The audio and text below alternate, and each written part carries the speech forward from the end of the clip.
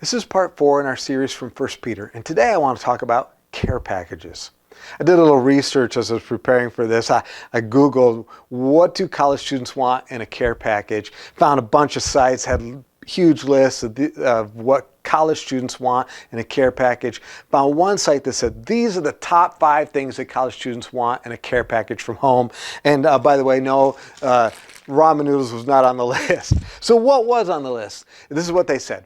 Number 1, students, if they're going to get a care package from home, they want something sweet. I agree. I bet that's what most of them want. I have here a care package from my friend Stephanie at Bethany Camp. This is a Bethany Camp chocolate chip cookie. College students would love these things, right? They're soft, they're huge, and they're sweet. So something sweet. Second thing, author says that college students want in a care package from home is something for health.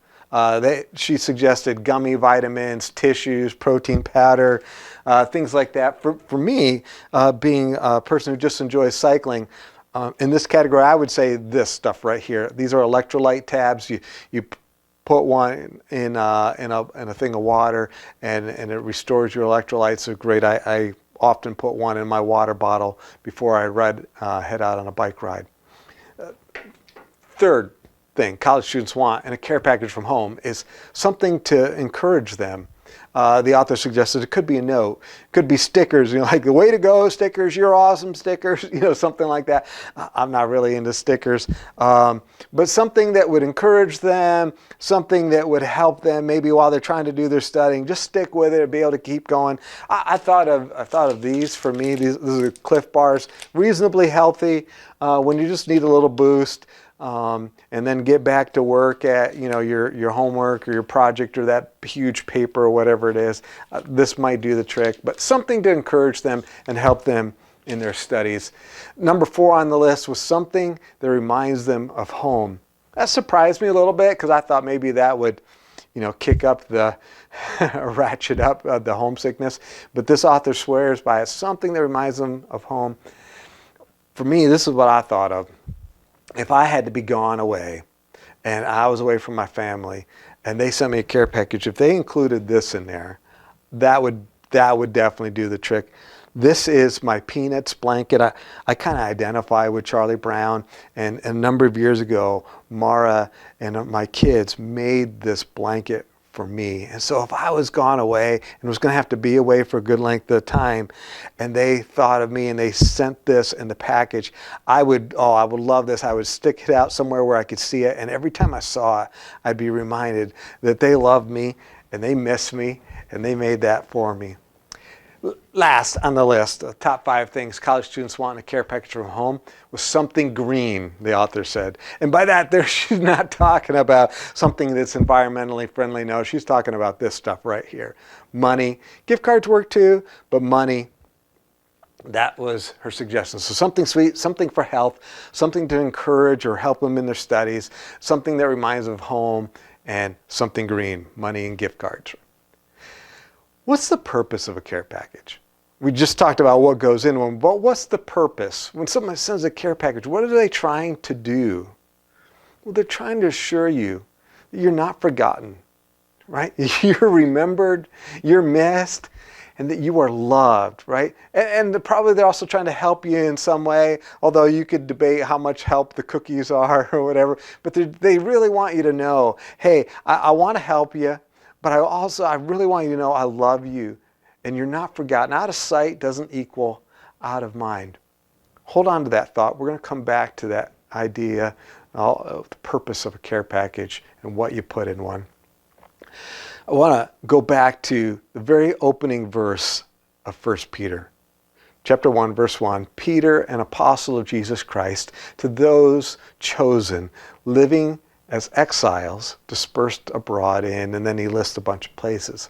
And then in chapter 2, verse 11, this is one of our memory verses. He says, dear friends, I urge you as strangers and exiles to... Peter wrote to exiles. An exile is a person who's away from home. They're forced to be away from home, and they don't fit in where they belong, where they are, and they can't go home, right? Peter wrote to exiles. These weren't necessarily like exiles in terms of they'd been kicked out of the country, but they're exiles in this way. They were away from home, heaven, that place where we'll finally feel like we're home. They were away from heaven. They were away from the visible presence of God.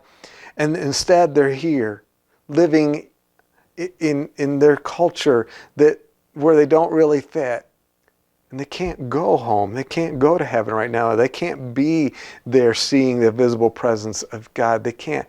And as a result, they are exiles in a very real way. Not in the way that everybody else thinks of it, but in a very real way. They are exiles. And because they're exiles, life is truly difficult. If you're a Jesus follower who takes following Jesus seriously, you're an exile too. You are away from home, and you can't go home right now.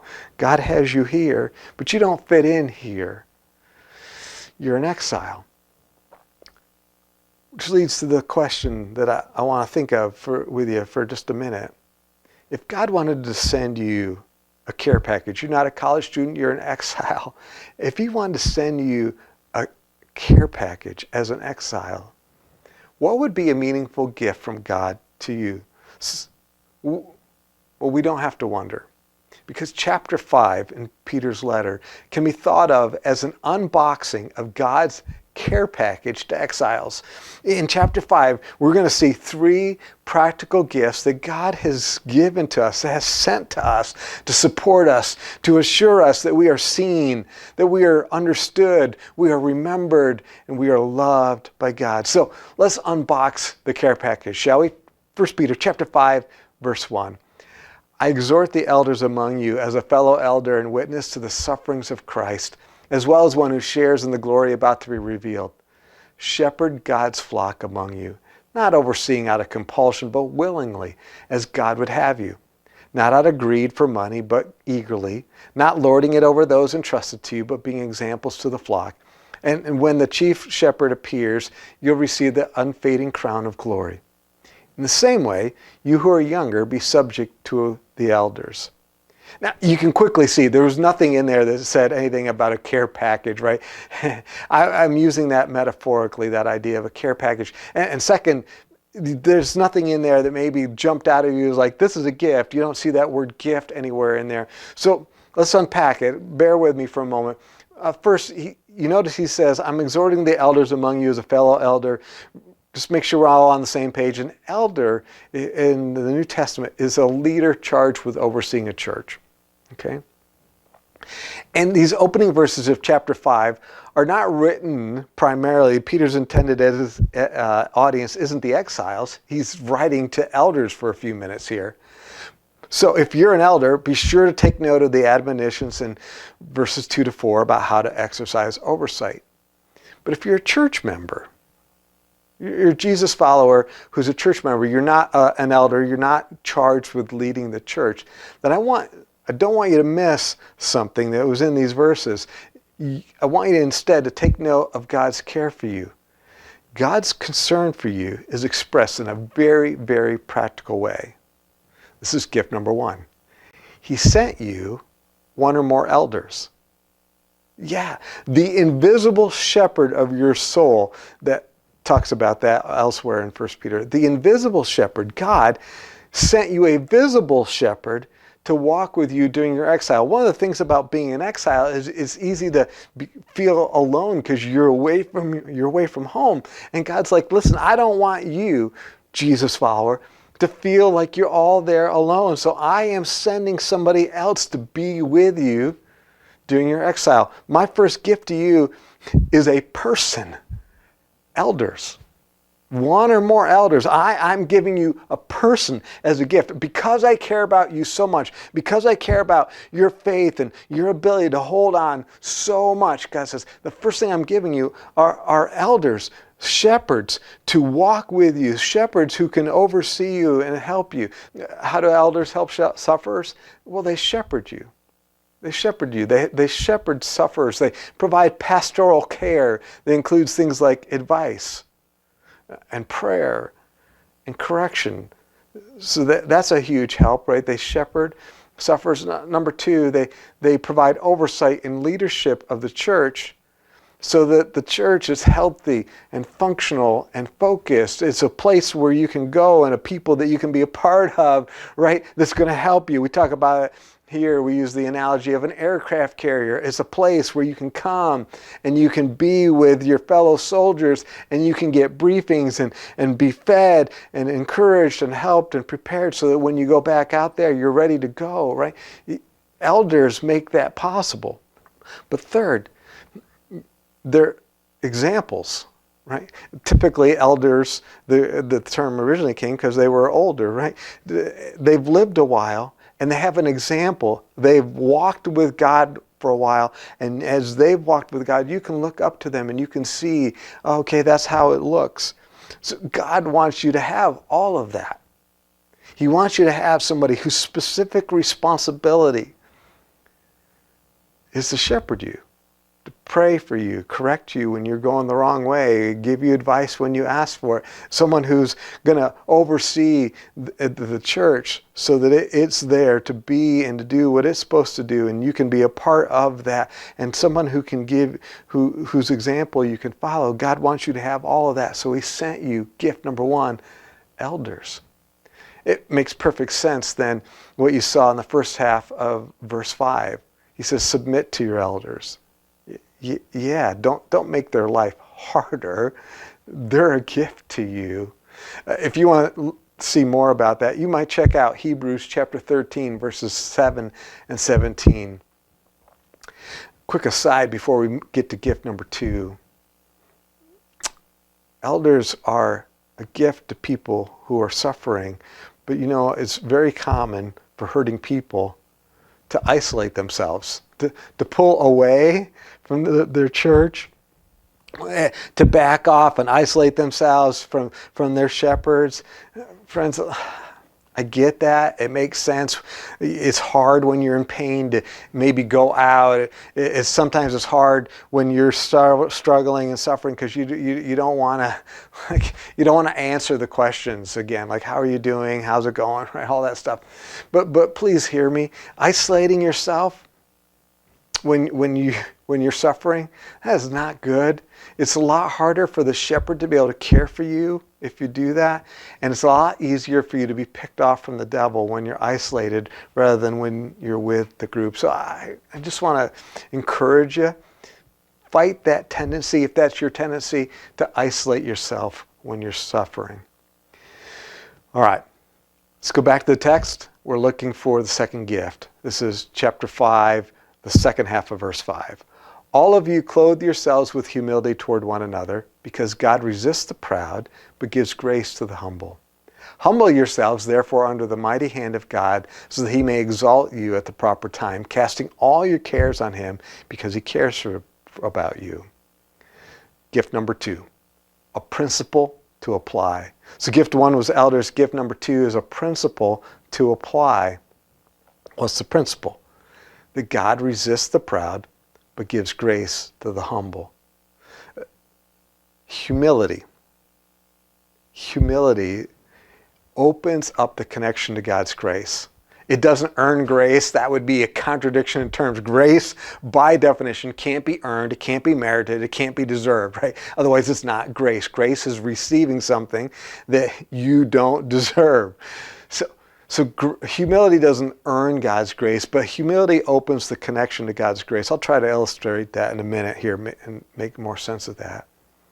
But keep in mind, God is the God of all grace. 1 Peter chapter 5, verse 10 says that. God is the God of all grace, and he loves to be gracious toward us. However, pride is so offensive to God. And is so unrealistic. Like the person who's proud is not in touch with reality. Right? Reality is we are human. God is God. We are helpless in so many ways. We talked about this during the prayer series. So pride is offensive to God. Pride is completely unrealistic. The person who's proud is not in touch with reality. And because it's so offensive and so unrealistic, God employs here what I often call the pays big or pay dearly principle. When there's a situation that matters tremendously, has a huge impact upon us and on God and his kingdom, God will sometimes use this principle of it is either going to pay off big time for you, you're going to reap a huge reward, or you're going to pay dearly. There's no like middle ground. That's what's going on here. It says God resists the proud but gives grace to the humble. We either pay dearly for our pride, or we receive massive, massive grace. And what makes the difference? Well, when we actively combat pride through humility toward others and before God, you saw that in the verse. When we actively will combat our pride, we don't earn grace, but we connect ourselves to the grace that God, the God of all grace, wants to pour into our lives. But if we refuse to humble ourselves, right, walk in humility toward others and before God, God's going to go after that, and he's going to resist us. I don't know if you've ever thought about that. Life is hard. Right? I don't have to convince you that. How would you like to have God, the Almighty God, resisting you? That's pay dearly, isn't it? And so Peter says the principle, right? God resists the proud but gives grace to the humble. And sandwiches that principle between the two phrases about humility. The first was, clothe yourself with humility towards others. Well, what does that look like? I mean, what does that really mean, to clothe yourselves with humility towards others? The answer is found in Philippians chapter 2, verse 3. Let's read it. Do nothing out of selfish ambition or conceit, but in humility consider others as more important than yourselves. Everyone should look not to his own interests, but rather to the interests of others. According to this passage that Paul wrote, humility towards others looks like this. You're noticing and doing what is in the best interest of others. You're noticing others, right? You've seen that before. Proud people, they're not noticing other people. But the humble person, the person who's trying to humble themselves, they're noticing others, and then they're paying attention, and they come to realize, like, this is what would be in that person's best interest. This is what they want, and this is what's in their best interest, and then they devote themselves to doing that. That's humility towards others.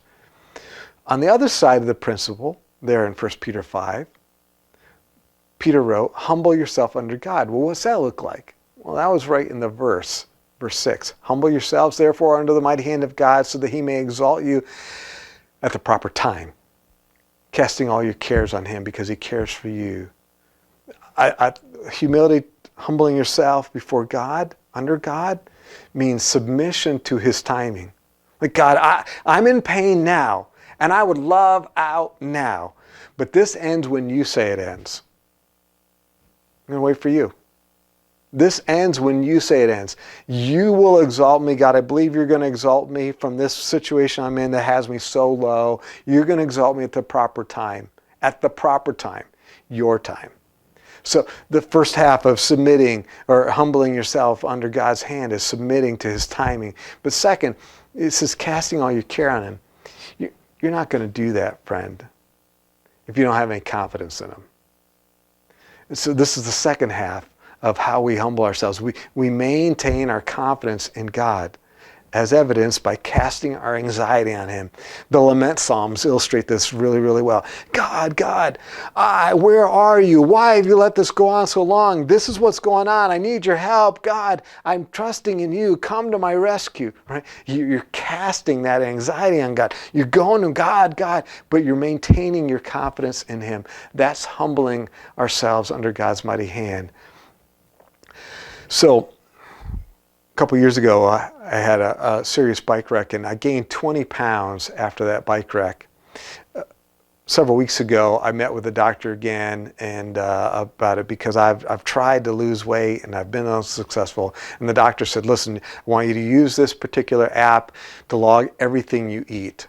And if you do that, you're going to lose weight. And then he told me he'd been doing that and how much weight he'd lost. And I heard that and I left. And guys, I got to tell you, I've done the logging what I eat, write it all down thing before. I hate doing it. I don't know why. It's not that big of a deal, but I just hate doing it. And so I got home and I was kind of fussing. I probably fuss tomorrow, but I was fussing to God about, like, I don't want to do this. And then I remembered a time years ago in my life where it was incredibly humbling. I had to submit myself to somebody else telling me what to do. And I did what I was told when I was told to do it. And I had to do this for months on end. And I remembered how humbling that was. And I thought, you know what, Andy? This is a lot like this. You're having to do what somebody tells you to do. And you're going to have to do what the app tells you to do. The app's going to say, no more food for today. Right? It has a budget. I put in the data and it would tell me, like, you get exactly this number of calories. Don't go over it. And I was like, you know what? This isn't just annoying. I think it's actually humbling. And so I decided, all right, I'll do it. I need to humble myself, and I will do it. So I got the app. I put in all the information I was supposed to do, and sure enough, within seconds, it spit out, here's your number. And you can have up to this, and had some other guidance, that kind of thing. And so I've been doing it. Everything goes in my mouth. I try to put into the app and find the thing that matches or the thing that's closest. I can look it up and it tells me how many calories and I put in how much and all that kind of jazz. And I've been doing it, humbling myself. I am, to date, as of the time of this recording, I am 1/3 of the way to the date when the app says that I'm going to reach my goal, that I will lose my 20 pounds. I'm 1/3 of the way there in terms of time. Let me tell you how many pounds I've lost so far. 0.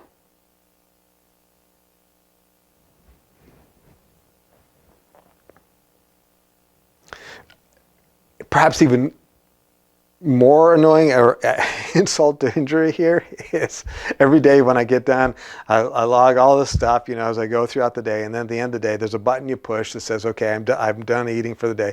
And when I do, it pops up, a little pop-up, and it tells me, you're on track. This is the date when you're going to reach your goal. And then it says, we have high degree of confidence in the results. I don't know where they're getting their confidence from. It is not working. So far, I've lost no weight. I've lost weight a few times in the past. It's always been really, really hard. And for me, weight loss has always been about two things coming together. My obedience to whatever the plan is I'm supposed to do. But obedience doesn't seem to do it, just like it's not doing it this time. It's obedience plus grace. God seems to have to reach in and flip a switch in me or something. It's like I have to do the right things, but I also need God's grace.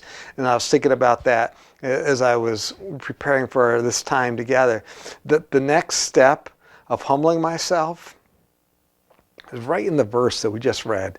Is surrendering to God's timing. The app swore to me, well, not exactly, but it promised me, Andy, you're going to lose the weight and it's going to be gone on this day. Guys, I don't think it's going to be gone on that day. The next step of humbling for me is surrendering to God's timing. God, I'm going to keep doing the right thing. In the meantime, I'm going to cast my anxiety on you because this is making me a bit anxious. I'm doing the stuff that ought to work and I'm upset and I'm wondering, like, why and how long and all that stuff. But I'm going to keep giving my anxiety, my issue, my complaint over this to God in the meantime. And I'm going to submit. God, is there something else? Is there more humbling that needs to be taking place? And I trust you for the timing to be right. I got to tell you, as a believer, I've got the old heart, the old nature, and I got the new heart that God gave me. My old heart hates this. My old heart loves the app in that the app says, do this, get that. My old heart hates grace. My old heart loves to earn everything, or so it thinks, because then I feel like I don't owe anybody anything, right? I did this. I made myself this. My old heart hates grace in that way. My new heart, however, the new heart that God gave, finds that it loves grace. It doesn't want my life to be all about only the things I've earned. My new heart finds submission, It's like just trusting God as a way of setting me free from fear and anxiety. And so I'm trying to indulge my new heart and not just listen to my old heart that's fussing and fuming over all this. Let's get back to the text, shall we? This is verse 8. Peter continues, be sober-minded, be alert. Your adversary, the devil, is prowling around like a roaring lion, looking for anyone he can devour. This is the third time that Peter told his readers to be sober-minded and alert, as opposed to being undisciplined in their thinking, oblivious to their situation, and unintentional in their actions, right? Verse 9, he says, resist him, the enemy, firm in the faith, knowing that the same kind of sufferings are being experienced by your fellow believers throughout the world. How do you resist the devil? I think Peter would tell us, if I'm tracking through his letter correctly, I think he would say it's this: you resist the devil by refusing to let go of God's hand. He says, resist him firm in the faith. Hang on, right? Don't let go. You resist the devil by refusing to let go of God's hand, by refusing to say, God, I tried it your way. I trusted you. You didn't come through for me when I wanted you to come through for me, so I'm done with this. We resist the devil by refusing to let go of God's hand, to give up our vote of trust in God, but instead we keep our head in the game. And we do the stuff we talked about in part 2 of the series, right? Focus and flush and fear God and honor everyone and take care of each other. That's how we resist the devil. And then let's find gift number 3. It's a promise to hold on to. A promise to hold on to. Chapter 5, verse 10. The God of all grace, who called you to his eternal glory in Christ, will himself restore, establish, strengthen, and support you after you've suffered a little while. Suffering may last. It may even last a lifetime, but it won't last forever. At some point, God will restore you. He's going to restore or repair whatever is damaged. He will make you firm. That is established. He will make you strong, stronger than you were before, and he will make you steadfast. And that means you'll be on a solid foundation instead of living on a foundation that's slipping and sliding. You'll be on something solid. So you can put it together this way. Gift number 3 is a promise that God himself will make you restored, back on your feet, stronger, and with a solid foundation under you. It's been so helpful for me in this series to remember who's writing this letter. This is Peter.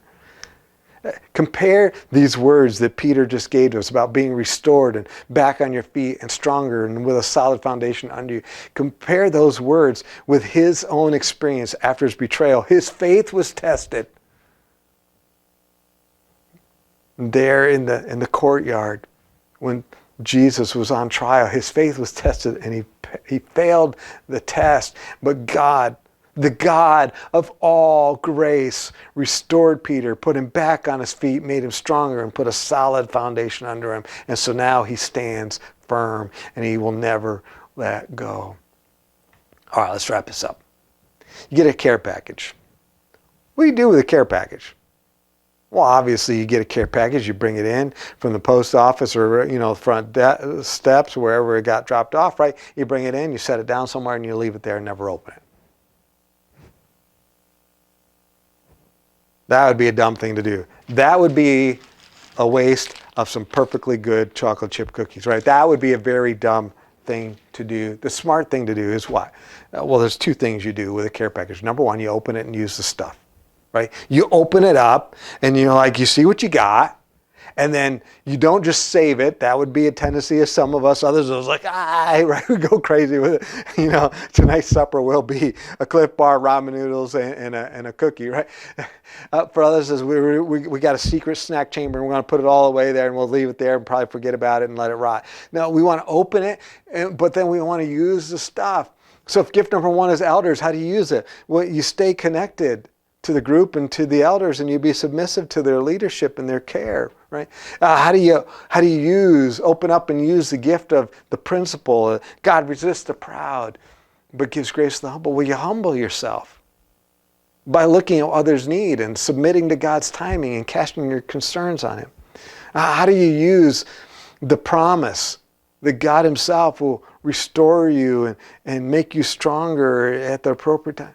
You celebrate it, right? You tell yourself the promise, you think about it, you celebrate it, you thank God for it, right? So open up the care package, pull the stuff out, and use it. The elders, the principle, the promise. It's the other thing you do when you get a care package, or at least you should do. You send a thank you note. The person loved you and they remembered you and they wanted you to know that you're loved. And so you take a couple minutes and you just write back to them. It's not a duty. It's just a joy to express your gratitude. You write back to them and you just say, thank you. Thank you for remembering me. And thank you for the time and the thought you put into sending me something that's so practical, so helpful. Thank you. Thank you. And you send that note off with your gratitude. I think that's what we get to do. We get to spend time worshiping God and saying, God, thank you. Thank you. Thank you for caring about me so much that you gave me these very practical things, elders, and this principle that helped me know what I ought to be doing, and then a promise to motivate me and something to cling to. Thank you. Thank you. Yeah. Care package. God loves you. He sees you. He remembers you. You're not forgotten. Here's something to help you until you get home.